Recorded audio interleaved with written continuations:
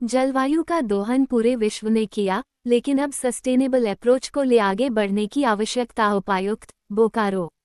धरती को बचाने के लिए अपने अंदर बोध पैदा होने की है जरूरत। उपस्थित मुखियागण बने इसका नेतृत्व करता। सभी अपने प्रयासों से बोकारो जिले को पूरे देश के लिए उदाहरण प्रस्तुत करें, एक बड़ा प्लान तैयार करें। उपायुक्त अजय नाथ झा ने उपस्थित लोगों को दिलाया संकल्प, 1 साल में करेंगे इस दिशा में बेहतर काम। जंगल को कैसे और बेहतर करें, इस पर करना है काम। पंचायती राज प्रतिनिधियों की अहम भूमिका। डीएफओ, बोकारो। वन उपज के एमएसपी निर्धारण में ग्राम सभा की भूमिका महत्वपूर्ण। समस्या ग्लोबल है, लेकिन प्रभावित स्थानीय लोग हो रहे ज्यादा। जायका हैपनिंग सभागार में पंचायत सम्मेलन का हुआ आयोजन। जलवायु वित्त एवं कामन्स शासन पर पंचायती राज संस्थाओं के सशक्तिकरण विषय पर हुई चर्चा।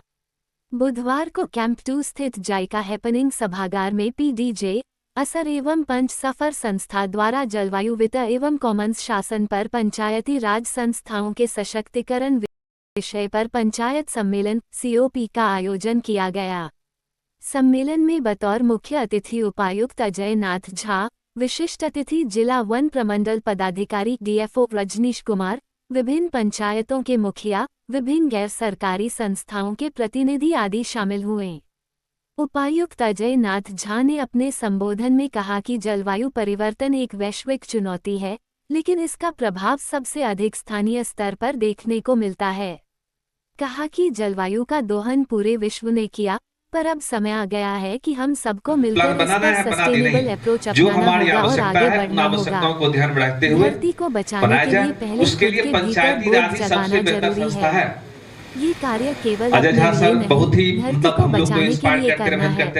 पंचायत प्रतिनिधि मुखियागण इस दिशा में अग्रणी भूमिका निभाएं। ग्रामीणों को जागरूक करें, नेतृत्वकर्ता बनें। गांव वाले की आवश्यकता चाहिए, इसलिए जंगल में भी हम लोग कम्युनिटी राइट्स दिया जा रहा है। उनसे अनुरोध करते हैं कि वो रक्षा करने के लिए आए।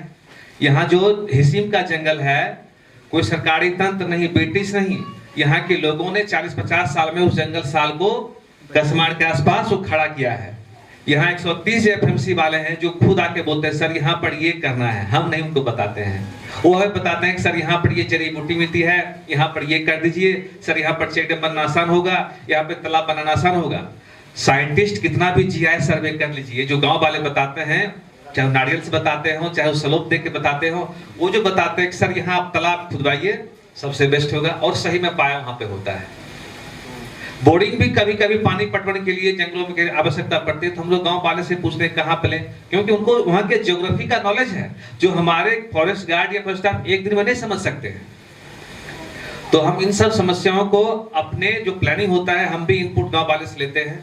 जहां तक हमारी रेगुलेशन है, रूल्स है, उसको समाहित करते हुए हम गांव वाले के बेहतर के लिए पूरा प्रयास करते हैं। वन विभाग के कार्यक्रमों में इसको जोड़ना, ये सब बड़े लेवल पर किए जाते रहे और विश्व स्तर पर प्रयास किए जा रहे हैं।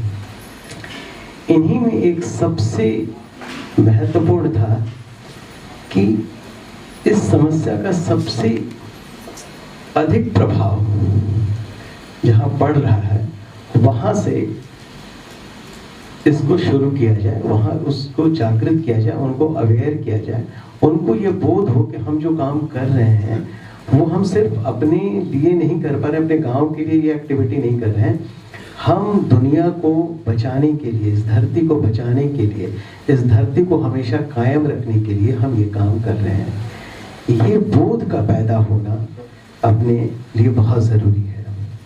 अगर कोई किसान ऑर्गेनिक फार्मिंग करता है, अगर कोई किसान जल संरक्षण के उपायों को लेता है, अगर कोई किसान बेहतर तरीके से खेती बाड़ी को करने की कोशिश करता है, कोई किसान पेड़ काटने के बजाय पेड़ लगाने का प्रयास करता है, तो ऐसे प्रयास इस धरती को बचाने के लिए कितने कारगर हो सकते हैं, ये अब किसी से छिपी हुई बात नहीं है।